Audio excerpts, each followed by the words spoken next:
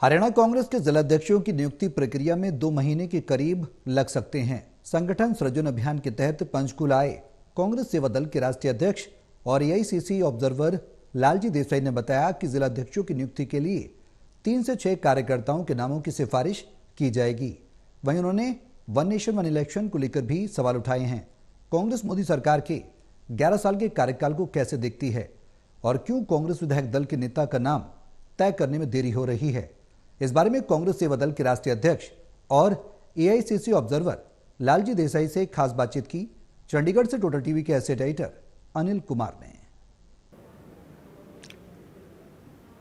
हरियाणा के जिला अध्यक्षों का पैनल कब तक तैयार हो जाएगा, इस मेरे साथ हैं कांग्रेस सेवा दल के राष्ट्रीय अध्यक्ष एवं एआईसीसी के ऑब्जर्वर लालजी दास देसाई। इनसे जानते हैं कि ये प्रक्रिया कब तक पूरी हो जाएगी और कब तक जिला अध्यक्षों की घोषणा कर दी जाएगी।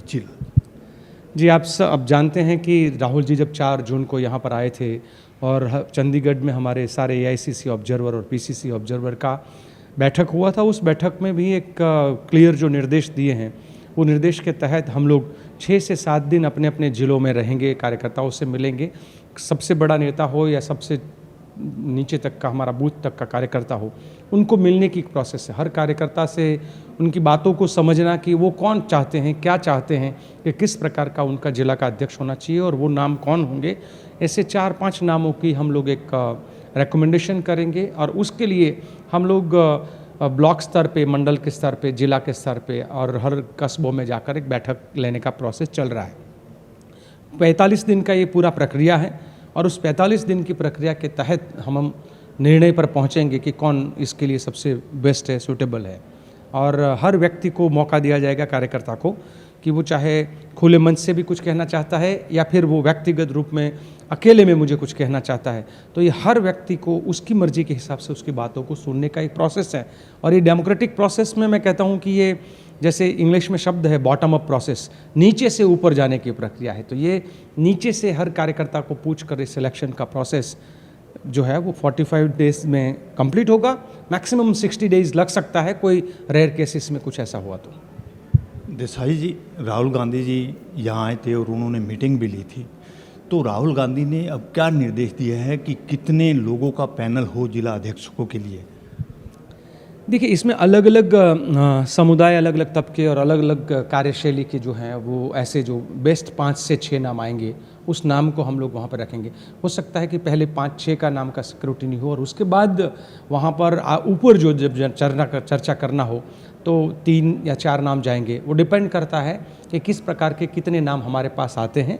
पर मैं मानता हूँ 3 से लेकर 6 नाम जो है वो हम लोग रेकमेंड करेंगे इस प्रोसेस के अंदर, जिसमें मेल फीमेल भी हो सकते हैं, अलग अलग जो general category, SC ST OBC minority में से। तो पूरे प्रदेश में से इस प्रकार के सभी समुदायों में से लोगों को हम लोग सिलेक्ट करेंगे। देसाई जी, कांग्रेस विधायक दल के नेता का नाम अभी तक तय नहीं हुआ है, इसके पीछे क्या कारण है?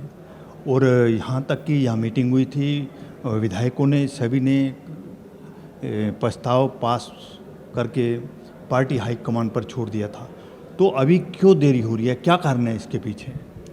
जो आप मेरे को सवाल पूछ रहे हैं वो इलेक्टोरल पॉलिटिक्स है और मैं यहाँ पर इलेक्टोरल पॉलिटिक्स के लिए नहीं, ऑर्गेनाइजेशनल प्रोसेस के लिए आया हूँ। तो मेरा भूमिका जो है वो ऑर्गेनाइजेशन में क्या होगा, कैसे होगा, वो देखने का है। तो इस बात के लिए तो हाईकमांड ही हमको इसका जवाब दे सकता है। देसाई जी, आप संगठन से जुड़े हो और आप संगठन का कार्य भी देख रहे हो, तो क्या ये जायज़ है कि कई महीने बीत जाएं चुनाव के बाद और उसके बाद भी कांग्रेस विधायक दल के नेता का नाम तय ना हो?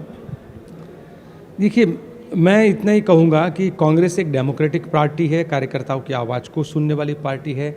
यहाँ संघीय और भाजपी तरीका नहीं है जहाँ से किसी जब जाकर पता चले और किसी के नाम की चिट्ठी खुले और वही उसको बना दिया जाए। तो ये डेमोक्रेटिक प्रोसेस में कार्यकर्ताओं के मन को समझने का और एक समय लगेगा और साथ साथ में एक संगठन की जो प्रोसेस चल रही है, तो मुझे लगता है कि वो भी एक समय का बात है। और इतना बड़ा कोई मुद्दा मेरे हिसाब से नहीं है कि विधायक दल के अंदर, और वो जो निर्णय करना होगा वो विधायक दल के अंदर हमारे इलेक्टेड MLAs और हमारा हाईकमांड मिलकर करेगा।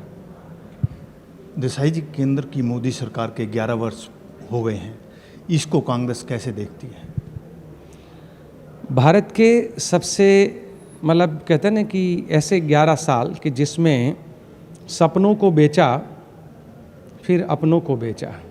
इस पहले सपनों को बेचे थे, फिर उसके बाद अपना जो भी था इस देश में 75 साल की मेहनत से जो तैयार हुआ था, वो रेल हो, वो भेल हो, वो चाहे अलग अलग जगह पर हमारे दरियाई समंदर की पट्टी हो, चाहे एयरपोर्ट हो, हर हमारे इंस्टीट्यूशंस हो, वो सबको ये जो नई शासन व्यवस्था है वो हमारे सरकारी संसाधनों को और इंस्टीट्यूशंस को और इंफ्रास्ट्रक्चर को बेच कर हम दो हमारे दो मिलकर देश को लूटने दो, वही चल रहा है।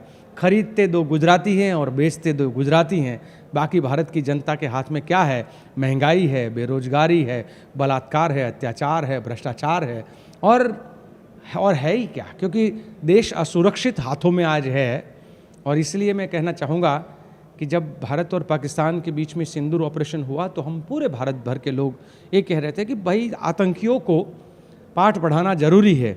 तो हमें पकड़ने थे टेररिस्ट और पकड़ने लगे जर्नलिस्ट को।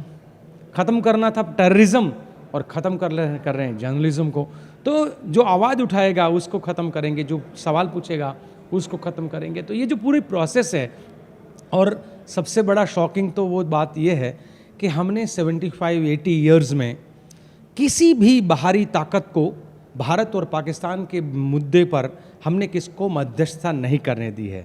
हम कमनसीब हैं आज कि हमारे देश में सीज़ फायर कब करना नहीं करना उसका आदेश जगत जमादार अमेरिका का प्रेसिडेंट करता है और हम हाथ पकड़ के बैठे हुए हैं।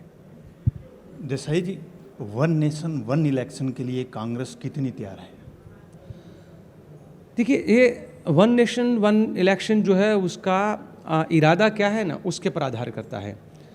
जनता को डेमोक्रेटिक प्रोसेस में, और उसके पीछे जो कई सवाल भी हैं कि भाई जैसे अभी मैं गुजरात से हूँ तो मैंने गुजरात में देखा 2 जगह पे बाई इलेक्शन है, 2 ब्लॉक का अभी चल रहा है, 19 को वोटिंग है। एक तरफ ये लोग वन नेशन वन इलेक्शन की बात कर रहे हैं, 2 असेंबली में इलेक्शन है, वहाँ पर लोकल इलेक्शन रोक दिया। गुजरात के बाकी जगह पे लोकल इलेक्शन चल रहा है, पर ये 2 असेंबली में लोकल इलेक्शन नहीं होगा। पूछा कि क्यों नहीं होगा, बोला बाई इलेक्शन है। अब बाई इलेक्शन नहीं करवा पाते हैं और वन नेशन और वन इलेक्शन की बात करते हैं तो सवाल बहुत सारे उठते हैं। दूसरा जो है कि मनसा क्या है।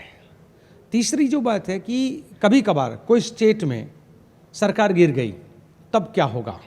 हमारे अलग अलग जगह पे मेजॉरिटी जो है वो ख़त्म हो गई।